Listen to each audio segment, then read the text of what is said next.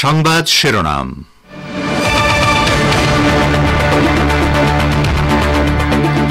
পশ্চিমাদের ব্যর্থ চাপের নীতি বিপরীত ফল বয়ে আনবে, ইরানের সতর্কবার্তা। সব বন্দীকে মুক্তি না দিলে প্রত্যেক ফিলিস্তিনি এবং হামাস সদস্যকে হত্যা করা হবে, ট্রাম্পের হুমকি।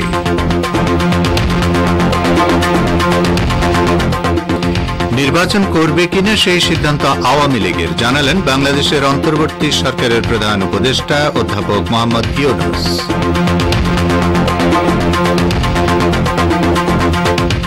এবং নয়াদিল্লির পরবর্তী লক্ষ্য পাকিস্তান নিয়ন্ত্রিত কাশ্মীরের নিয়ন্ত্রণ নেওয়া, জয়শঙ্কর। লন্ডনে ভারতের পররাষ্ট্রমন্ত্রীর উপর হামলার চেষ্টা।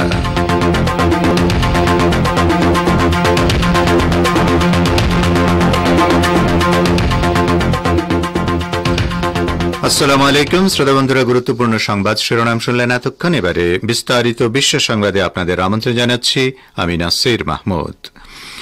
ইসলামী প্রজাতন্ত্র ইরানের সর্বোচ্চ নেতা ইমাম খামেনেই বৃক্ষরোপণ দিবস উপলক্ষে গতকাল সকালে 3টি চারা রোপণ করেছেন। চারা রোপণের পর আয়াতুল্লাহ উজমা খামেনেই বৃক্ষরোপণকে লাভজনক, দূরদর্শী এবং সম্পদ উৎপাদনকারী কাজ হিসেবে অভিহিত করেন। গত বছর শহীদ রাইসির সরকারের সময় শুরু হওয়া জাতীয় বৃক্ষরোপণ আন্দোলন গুরুত্বের সঙ্গে অব্যাহত রাখার প্রয়োজনীয়তার উপর জোর দিয়ে বলেন, বৃক্ষরোপণকে সৎকর্ম বা সওয়াবের কাজ হিসেবে বিবেচনা করে তাতে সব মানুষেরই অংশগ্রহণ করা উচিত, যাতে গাছের সংখ্যা বৃদ্ধির মাধ্যমে বসবাসের পরিবেশ এবং জীবিকা নির্বাহের পথ সতেজ ও নির্মল হয়ে ওঠে। ইসলামী বিপ্লবের নেতা প্রতি বছর নিজের পক্ষ থেকে বৃক্ষরোপণকে একটি প্রতীকী কাজ হিসেবে গণ্য করে সবাইকে একথা মনে করিয়ে দেন যে বৃক্ষরোপণ কেবল তরুণদের জন্য নয় এবং বিভিন্ন বয়সের সকল মানুষেরই এই গুরুত্বপূর্ণ, মহান, প্রয়োজনীয় ও মহৎ কাজের জন্য উৎসাহ ও প্রেরণা খুঁজে পাওয়া উচিত। গাছ কাটা এবং কৃষি জমি অন্য কাজের ক্ষেত্রে রূপান্তরের বিরুদ্ধে সতর্ক করে দিয়ে আয়াতুল্লাহ খামেনেই আরও বলেন, কারিগরি কারণ ব্যতীত এবং অতি প্রয়োজন ছাড়া গাছ কাটা ক্ষতিকর এবং বিপজ্জনক। আন্তর্জাতিক আণবিক শক্তি সংস্থা IAEA-তে নিযুক্ত ইরানের রাষ্ট্রদূত সতর্ক করে দিয়ে বলেছেন, তেহরানের উপর একতরফাভাবে পারমাণবিক বাধ্যবাধকতা মেনে চলার জন্য চাপ প্রয়োগের পশ্চিমা কৌশল কেবল অকার্যকরী নয়, বরং এতে বিপরীত ফল বয়ে আনবে। IAEA এর বোর্ড অব গভর্নর্সের এক সভায় বক্তব্য রাখতে গিয়ে মোহসেন নাজিরি তেহরানের বিরুদ্ধে পশ্চিমা পৃষ্ঠপোষকতার নিন্দা প্রস্তাব এবং ইরানের পারমাণবিক অস্ত্র তৈরির মিথ্যা দাবির উপর ক্রমাগত নিষেধাজ্ঞা আরোপের বিষয়ে কথা বলেছেন। তিনি JCPOA নামে পরিচিত পরমাণু সমঝোতার অধীনে প্রতিশ্রুতি পালনে পশ্চিমা দেশগুলোর ব্যর্থতার উপর জোর দেন, যা 2018 সালের চুক্তি থেকে মার্কিন যুক্তরাষ্ট্রের প্রত্যাহারের সাথে শুরু হয়েছিল এবং বাকি ইউরোপীয় স্বাক্ষরকারী দেশগুলো ফ্রান্স, জার্মানি এবং ব্রিটেন ওয়াশিংটনের বেরিয়ে যাওয়ার ফলে সৃষ্ট ক্ষতিপূরণ দিতে অক্ষমতার কারণে ব্যর্থতার মাত্রা আরও তীব্রতর হয়েছিল। নাজিরি বলেন, ইরানের পক্ষ থেকে কিছু প্রতিশ্রুতি কমানোর সিদ্ধান্ত এই সমঝোতাপত্র লঙ্ঘনের সরাসরি প্রতিক্রিয়া, যা JCPOA-এর 26 এবং 36 অনুচ্ছেদের সঙ্গে সঙ্গতিপূর্ণ।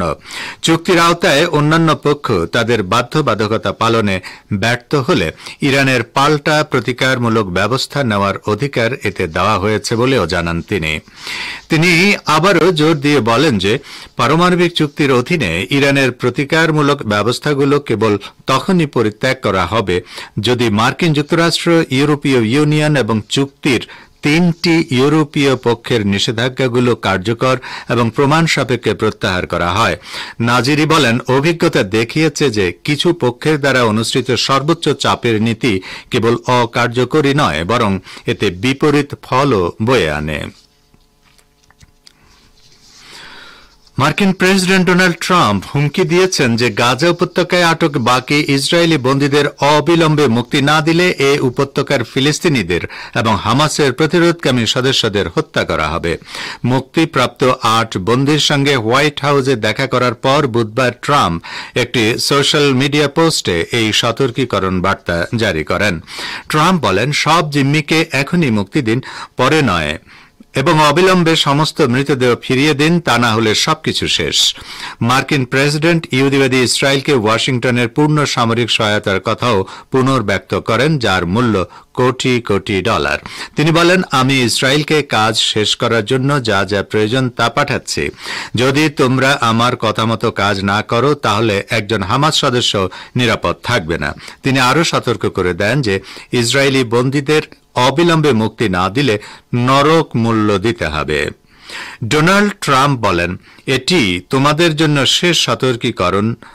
আমার নেতৃত্বের কসম, এখনই গাজা ছেড়ে চলে যাওয়ার সময়। তোমাদের কাছে এখনো সুযোগ আছে। এদিকে যুদ্ধ বিধ্বস্ত গাজার পুনর্গঠনে আরব নেতাদের প্রস্তাব প্রত্যাখ্যান করেছে আমেরিকা ও ইহুদিবাদী ইসরায়েল। গাজার দখল প্রশ্নে প্রেসিডেন্ট ডোনাল্ড ট্রাম্প তার অবস্থানে অটল রয়েছেন বলে জানিয়েছেন দেশটির এক কর্মকর্তা। মঙ্গলবার রাতে মার্কিন জাতীয় নিরাপত্তা পরিষদের মুখপাত্র ব্রায়ান হিউজ এক বিবৃতিতে বলেন, আরব নেতাদের বর্তমান প্রস্তাবে গাজার বাস্তবতাকে আমলে নেওয়া হয়নি। বর্তমানে গাজা বসবাসের অনুপযোগী, ধ্বংসস্তূপ ও অবিস্ফোরিত বোমা এবং গোলা থাকায় সেখানে মানুষের পক্ষে বসবাস করা সম্ভব নয়। ব্রায়ান হিউজ দাবি করেন, হামাস মুক্ত গাজাকে পুনর্গঠনের ব্যাপারে প্রেসিডেন্ট ট্রাম্প তার পরিকল্পনায় অটল রয়েছেন। যুদ্ধ পরবর্তী গাজা পুনর্গঠনের জন্য ট্রাম্পের দেওয়া প্রস্তাবের বিকল্প প্রস্তাব গ্রহণ করতে মঙ্গলবার মিশরের রাজধানী কায়রোয় এক জরুরি বৈঠকে বসেন আরব নেতারা। এতে মিশরের দেওয়া প্রস্তাবটি সর্বসম্মতভাবে গৃহীত হয়। সম্মেলনের সমাপনী বক্তব্যে মিশরের president general Abdul Fattah al CC বলেন, ফিলিস্তিন রাষ্ট্র প্রতিষ্ঠা ছাড়া মধ্যপ্রাচ্যের সত্যিকার শান্তি প্রতিষ্ঠা সম্ভব নয়। মিশরের দেওয়া প্রস্তাবে গাজার শাসনভার অন্তর্বর্তী সরকারের হাতে হস্তান্তর করতে হামাসের প্রতি আহ্বান জানানো হয়। ফিলিস্তিন কর্তৃপক্ষ পুনর্গঠিত হওয়ার আগ পর্যন্ত শাসনভার ওই অন্তর্বর্তী সরকারের হাতে থাকবে। প্রস্তাবে আরও বলা হয়, পুনর্গঠনের জন্য গাজার প্রায় ২০ লাখ বাসিন্দাকে নিজেদের বসত ভিটা ছাড়ার দরকার নেই, কিন্তু ট্রাম্পের প্রস্তাবে গাজাবাসীকে জর্দান ও মিশরে সরিয়ে নিতে বলা হয়েছিল। আপনারা বিশ্ব সংবাদ শুনছেন রেডিও তেহরান থেকে। বাংলাদেশ, ভারত ও মধ্যপ্রাচ্যের শর্টে 25 মিটার ব্যান্ডে আর বিশ্বজুড়ে ইন্টারনেট ও স্যাটেলাইটে। বাংলাদেশের অন্তর্বর্তী সরকারের প্রধান উপদেষ্টা অধ্যাপক মোহাম্মদ ইউনুস বলেছেন, আওয়ামী লীগ আগামী জাতীয় সংসদ নির্বাচন করবে কিনা সেই সিদ্ধান্ত তাদের নিজেদেরই নিতে হবে।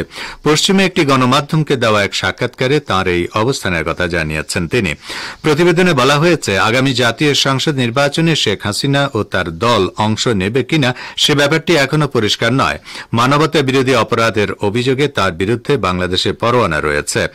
এ ব্যাপারে ঢাকায় তার সরকারি বাসভবনে দেওয়া সাক্ষাৎকারে অধ্যাপক ইউনুস বলেন, আওয়ামী লীগ নির্বাচন করতে চায় কিনা সেই সিদ্ধান্ত তাদেরই নিতে হবে, আমি সেই সিদ্ধান্ত নিতে পারি না।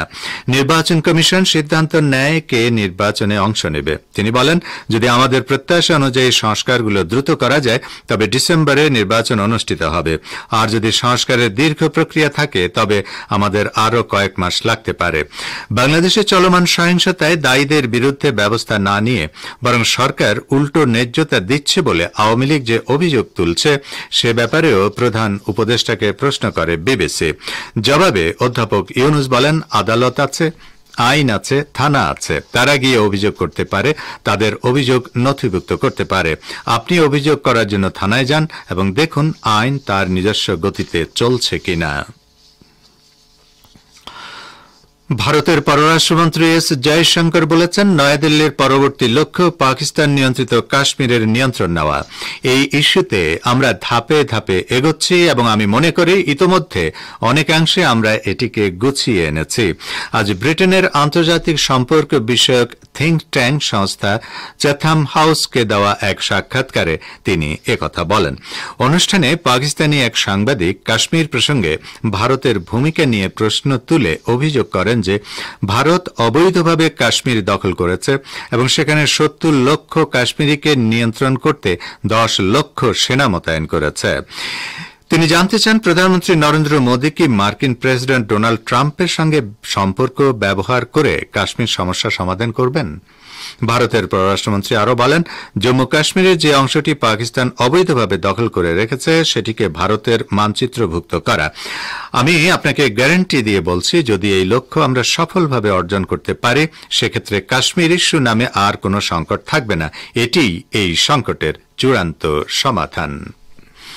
এদিকে লন্ডন সফরকালে ভারতের পররাষ্ট্রমন্ত্রী এস জয়শঙ্করের উপর স্বাধীনতাকামী গোষ্ঠী খালিস্তানিরা হামলার চেষ্টা চালিয়েছে। এ সময় ভারতের জাতীয় পতাকা ছিঁড়ে ফেলার ঘটনাও ঘটে। আজ ভারতীয় বার্তা সংস্থা ANI জানিয়েছে, গতকাল রাতে লন্ডনের চ্যাথম হাউসে একটি আলোচনা সভায় যোগ দিতে গিয়েছিলেন জয়শঙ্কর। খালিস্তানপন্থীরা পতাকা নিয়ে জড়ো হয়েছিলেন অদূরে রাস্তার উপর। পুলিশের সামনেই সেখানে তারা ভারত বিরোধী নানা স্লোগান দেয়।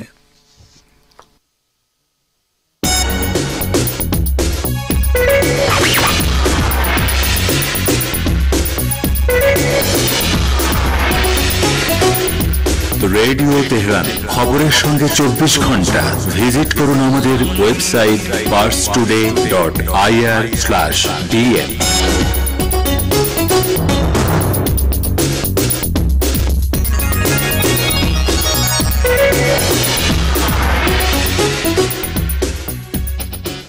বিশ্ব সংবাদে আবারও স্বাগত আপনাদের। মার্কিন প্রতিরক্ষা দপ্তর পেন্টাগন প্রধান ঘোষণা করেছেন যে ওয়াশিংটন চীনের বিরুদ্ধে যুদ্ধে যাওয়ার জন্য প্রস্তুত। ওয়াশিংটন চীনের বিরুদ্ধে যে কোনো শত্রুতামূলক পদক্ষেপ নিলে বেইজিংও পাল্টা পদক্ষেপ নেবে বলে চীনের পক্ষ থেকে জোরালো বক্তব্য দেওয়ার পর পেন্টাগন প্রধান এই মন্তব্য করেন। বুধবার ফক্স নিউজের ফক্স অ্যান্ড ফ্রেন্ডসে এক সাক্ষাৎকারে পেন্টাগন প্রধান পিট হেগসেট বলেন, আমরা প্রস্তুত। তিনি মার্কিন সামরিক প্রস্তুতির গুরুত্বের উপর জোর দেন এবং অভিযোগ করেন যে যারা শান্তির আকাঙ্ক্ষা করে তাদের যুদ্ধের জন্য প্রস্তুত থাকতে হবে। হেগসেট চীনের দ্রুত প্রতিরক্ষা অগ্রগতিকে হুমকি হিসেবে তুলে ধরে দাবি করেন যে সম্ভাব্য সংঘাতে জড়িত হওয়ার জন্য মার্কিন যুক্তরাষ্ট্রের সেনাবাহিনীকে আরও শক্তিশালী করা দরকার। রাশিয়ার সাথে প্রস্তাবিত শান্তি চুক্তি নিয়ে ইউক্রেনের প্রেসিডেন্ট ভলোদিমির জেলেনস্কির সাথে উত্তেজনার মধ্যে মার্কিন প্রেসিডেন্ট ডোনাল্ড ট্রাম্প কিয়েভকে গোয়েন্দা সহায়তা স্থগিত করেছে। জাতীয় নিরাপত্তা উপদেষ্টা মাইক ওয়ালস CBS নিউজকে এই তথ্য জানিয়েছেন। কিয়েভের সাথে গোয়েন্দা তথ্য ভাগাভাগি সংক্রান্ত এক প্রশ্নের জবাবে তিনি বলেন, আমরা আমাদের নিরাপত্তা সম্পর্কে সবকিছু স্থগিত করছি, মূল্যায়ন করছি, দেখছি। CIA পরিচালক জন র্যাডক্লিফও বিষয়টি নিশ্চিত করেছেন। আমেরিকা কত সময়ের জন্য গোয়েন্দা তথ্য ভাগাভাগি স্থগিত করেছে তা তাৎক্ষণিকভাবে স্পষ্ট নয়, তবে দুই কর্মকর্তাই বলেন এটি স্বল্পস্থায়ী হতে পারে। তারা জানান, প্রেসিডেন্ট জেলেনস্কির সাম্প্রতিক মন্তব্যের পর ডোনাল্ড ট্রাম্প এই পদক্ষেপ নিয়েছেন। চলতি সপ্তাহে হোয়াইট হাউসে ট্রাম্পের সাথে বৈঠকে জেলেনস্কির ব্যাপক বাগ বিতণ্ডা হয়। র্যাডক্লিফ বলেন, আমি মনে করি সামরিক ফ্রন্ট এবং গোয়েন্দা ফ্রন্টে ট্রাম্প যে স্থগিতাদেশ দিয়েছেন তা অব্যাহত থাকবে।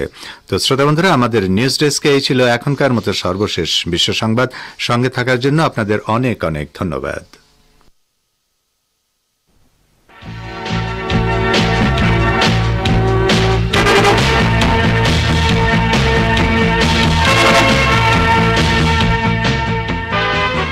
বিশ্ব সংবাদ শুনলেন রেডিও তেহরান থেকে।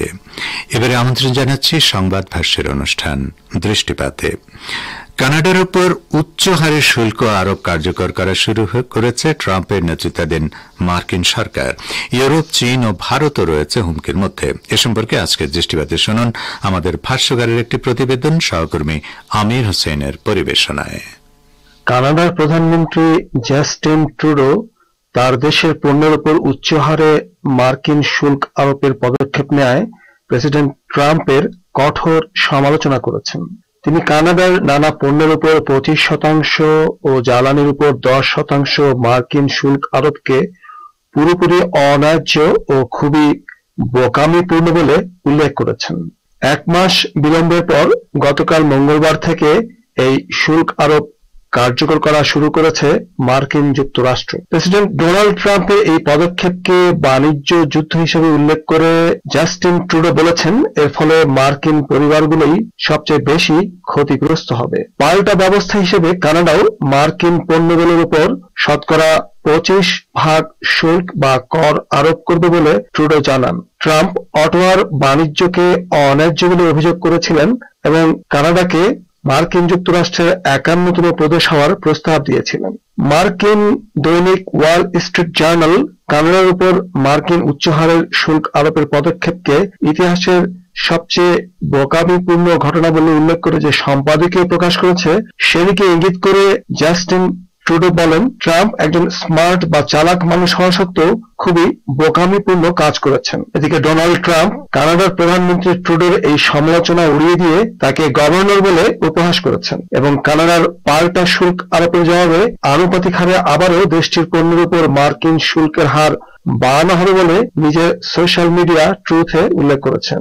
উল্লেখ্য, পূর্ব ঘোষিত সিদ্ধান্ত অনুযায়ী এবার কানাডা ছাড়াও মেক্সিকোর উপরও শতকরা 25% বর্ধিত শুল্ক আরোপ কার্যকর করল মার্কিন যুক্তরাষ্ট্র। অন্যদিকে 1 মাস যেতে না যেতেই আবারও চীনের উপর 10% শুল্ক আরোপ করেছে ওয়াশিংটন। এর বিপরীতে পাল্টা ব্যবস্থা নিয়েছে দেশগুলো। পাল্টাপাল্টি শুল্ক আরোপে এখন অনেকটাই উত্তপ্ত বিশ্ব অর্থনীতি। বিশ্লেষকদের মতে বাণিজ্য অংশীদারদের চাপে ফেলতে ট্রাম্প শুল্ক আরোপ করলেও তাতে নেতিবাচক প্রভাব পড়বে বিশ্ব অর্থনীতিতে। ওয়াশিংটন দেশীয় উৎপাদন বাড়ানো এবং নতুন কর্মসংস্থান তৈরির কথা বললেও তাতে ক্ষতিগ্রস্ত হতে পারে মার্কিন যুক্তরাষ্ট্রই। বিশ্ব অর্থনীতিতে তৈরি হতে পারে নতুন মেরুকরণ, সৃষ্টি হতে পারে নতুন বাজার। সাপ্লাই চেইন বিশেষজ্ঞ ক্যামেরন জনসন বলেছেন, পাল্টাপাল্টি শুল্ক আরোপে বিশ্ব বাণিজ্যে নতুন মেরুকরণ সৃষ্টি হচ্ছে। ইউরোপীয় দেশগুলো চীন সহ জাপান, অস্ট্রেলিয়ার মতো মার্কিন মিত্রদের কাছে যাওয়ার চেষ্টা করছে। চীনও তাদের বাজারের সুযোগ নিতে অন্য দেশগুলোর দিকে ঝুঁকছে। সবচেয়ে গুরুত্বপূর্ণ যেটা, সেটা হলো বিশ্ব বাণিজ্য আর আগের মতো নেই। বিশ্লেষকদের ধারণা, এমন সিদ্ধান্তের ফলে আবারও মূল্যস্ফীতি দেখা দিতে পারে মার্কিন যুক্তরাষ্ট্রে। ক্যামেরন জনসন এ প্রসঙ্গে আরো বলেছেন, আমরা বাণিজ্য যুদ্ধের মধ্যে আছি। যুক্তরাষ্ট্র তার শুল্ক নীতি ব্যবহার করে দর কষাকষির সুযোগ বাগিয়ে নিচ্ছে, বিশেষ করে তার মিত্রদের কাছ থেকে। কারণ ওয়াশিংটন মনে করে এই দেশগুলোর কারণেই তারা পিছিয়ে পড়ছে। প্রতিবেশী কানাডা এবং মেক্সিকোকে যুক্তরাষ্ট্রের 2 শীর্ষ বাণিজ্যিক অংশীদার হিসেবে দেখা হয়ে থাকে। দেশটির বাণিজ্যকৃত মোট পণ্যের 30% আমদানি রপ্তানি হয় এই 2 দেশে। পরিসংখ্যান বলছে, যার পরিমাণ আনুমানিক $1.6 ট্রিলিয়ন বেশি। অন্যদিকে কৃষিজাত পণ্য রপ্তানিতে চীনের উপর ব্যাপকভাবে নির্ভরশীল মার্কিন যুক্তরাষ্ট্র। মার্কিন সরকার ভারতের পণ্যের উপরও শুল্ক বা কর বৃদ্ধির পদক্ষেপ নেবে বলে খবর এসেছে। এছাড়াও ইউরোপীয় দেশগুলোর উপরও কর আরোপের পদক্ষেপ নেওয়া হবে বলে ট্রাম্প হুমকি দিয়েছিলেন। অন্যদিকে ইউরোপীয় নেতৃবৃন্দ বলেছেন, মার্কিন কর আরোপের জবাবে তারাও মার্কিন পণ্যের উপর পাল্টা কর আরোপ করবে।